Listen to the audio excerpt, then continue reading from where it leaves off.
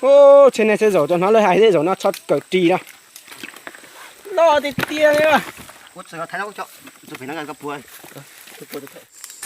nó dùng nó bây giờ tập một khâu tàn gì phải thế nào đây thò chỉ tao sẽ phải nó đi gì nhớ lột từ chế chủ mặt thò sẽ là nó đây một tụ bản nó ngầu lúc phải nó lệ thì lấy cho nó nữa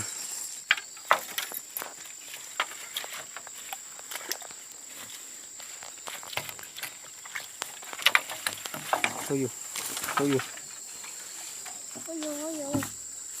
tí luôn ô to con phong à máng gì bẹt để tao đỏ sâu hả ô nó mở chút tờ hả mày đó bây giờ đó chưa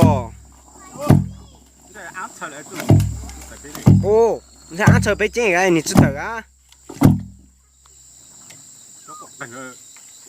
cái màng cái bé họ ăn rồi bé ăn vật chu ta này ta đảo cho ăn ôi ô ô khô ô ôi yo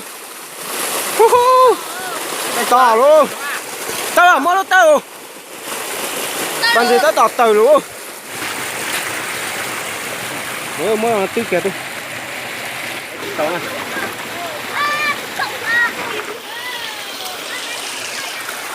làm thế này ô đi hay nha ô một tuần gì ô trong hồ nọ quá các tủ cũng mau ha ra hình luôn hồ nào căng một thứ ạ ô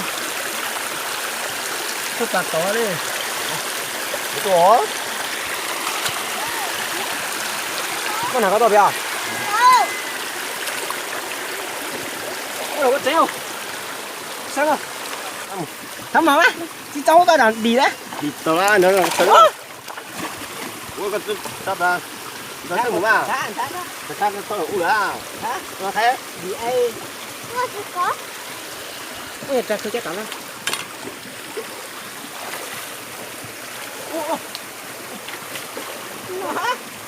nó thấy được à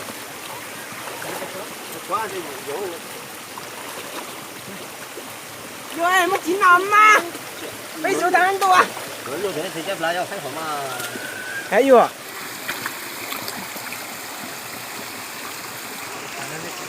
ít tục bản gì à to chưa lục cờ cho bằng vô nó nào ôi ui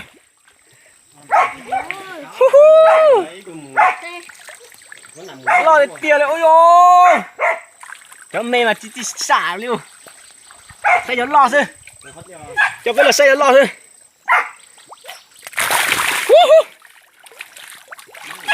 mẹ chắc một con mẹ cú trời chọn xưa ui con này mẹ mấy chục ký luôn con này ui ôi à lưới lẩu á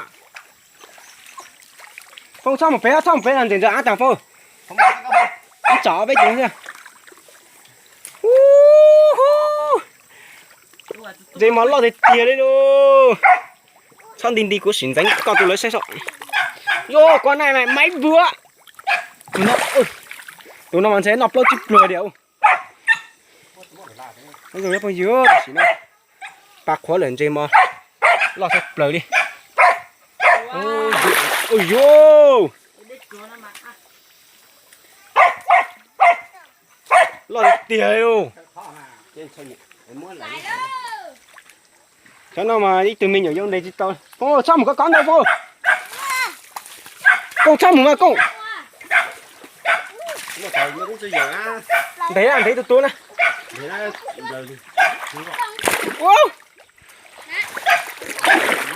này chưa chịu hả không lỡ đừng thấy tụi nó lỡ thấy tụi nó này dán thế luôn đi mày thấy sẵn thế cha lỡ ha phong ha lỡ ha lồn thế rồi xe lỡ tí rồi cháu tuần đấy là phong cháu xong rồi con kéo hơi plạt Chơi thì nó phi giáo chuẩn thế đó. bây giờ á Chơi nhớ nhớ. để làm này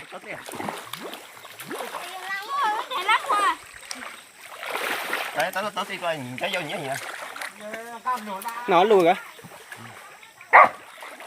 đang có tớ ui dồi Tuấn thì ngon lắm. Giờ đi.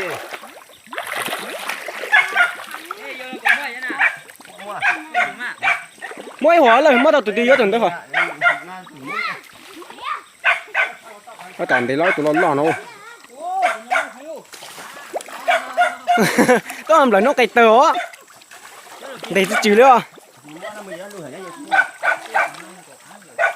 đấy mà tao rồi ui ui ui ui có ly à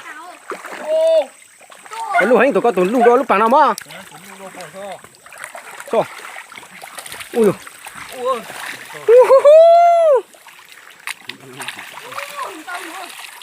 ui để rau hả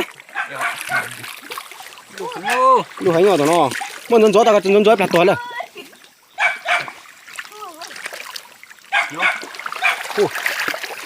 Đấy. Có mù ở đây nè, đây có mù tốt bằng bên nào đây. Đây cái tao rồi. Đấy. chẳng lẽ nè Anh nhà chỉ mua nó về trả mấy đâu không vấn đề. Tiền nó bị nó bị thành xuống. tụi lo này lơ Cho bên đây phải bây giờ cho. sao lờ mà nhưng để con đâm lo có gì hả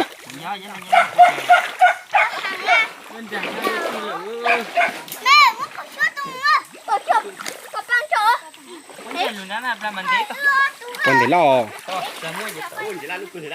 để hoàn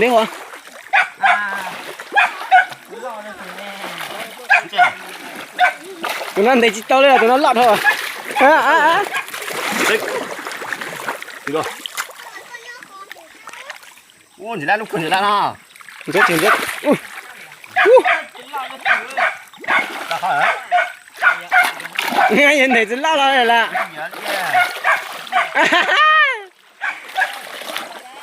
ra tao à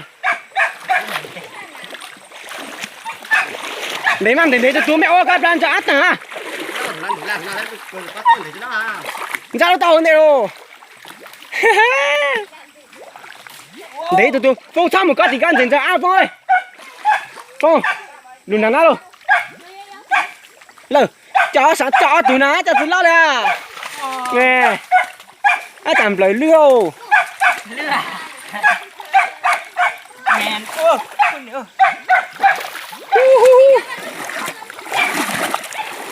để cho đến luôn để đi chơi à đến để rơi dùng nhìn để rồi chứ làm được có to hay lên để tuổi để mà bám mang cái hộp bát để hỏi đấy à to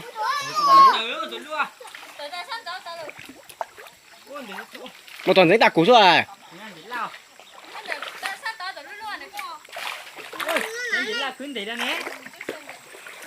tụi có tụi do rồi mà tốt là tốt tốt cái xe cũng thể cái sao nè tụi con thể lú không lú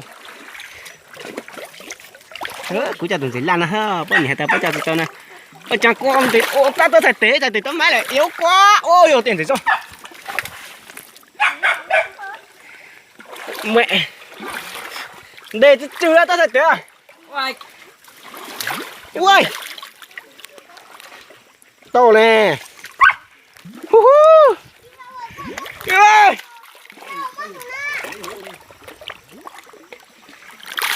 ôi người nó kêu lúa chẳng được cua để bọc bụng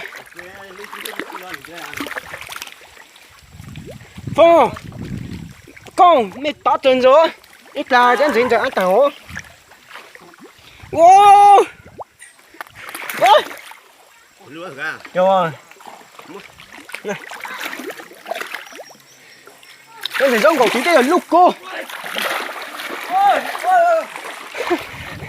lùa ngồi cỏ nè trái từ đó tội ơi Quấn tìm làm bằng tiền. To này ha. Lùi.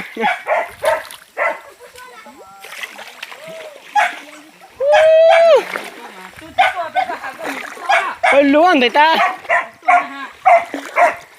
Ô đấy mà. Ôi dồi, ôi dồi.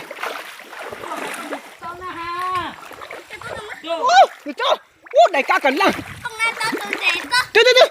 Tụi nó lên tụi cá, chăn lù nè ha. Ô, chăn lù, xuất ra. Để cho lù anh không?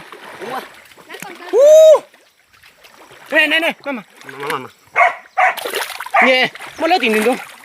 Lấy tiền đúng. Không thể lấy tiền đúng này. Nè, của tôi hái. Bây giờ mà lồng là nè, của ta xuất ra. Ô tôi dùng ốp lù mà kìa. Ô hô. Tụi con mẹ cú chứ luôn.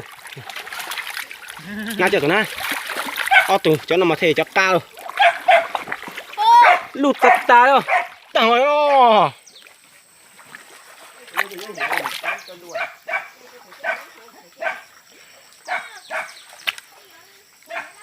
Ô lồng của sang nhịp bộ hỏi.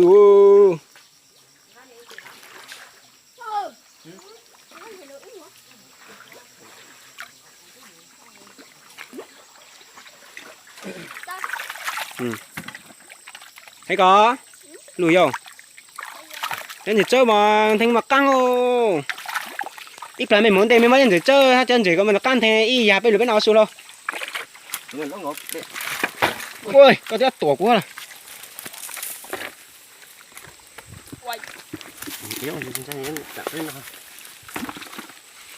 ô trên này sẽ dầu cho nó lời hại sẽ dầu nó chót cỡ trì đâu lo thì tiền đấy mà quất sờ thái đâu cho tôi phải nói gặp bùa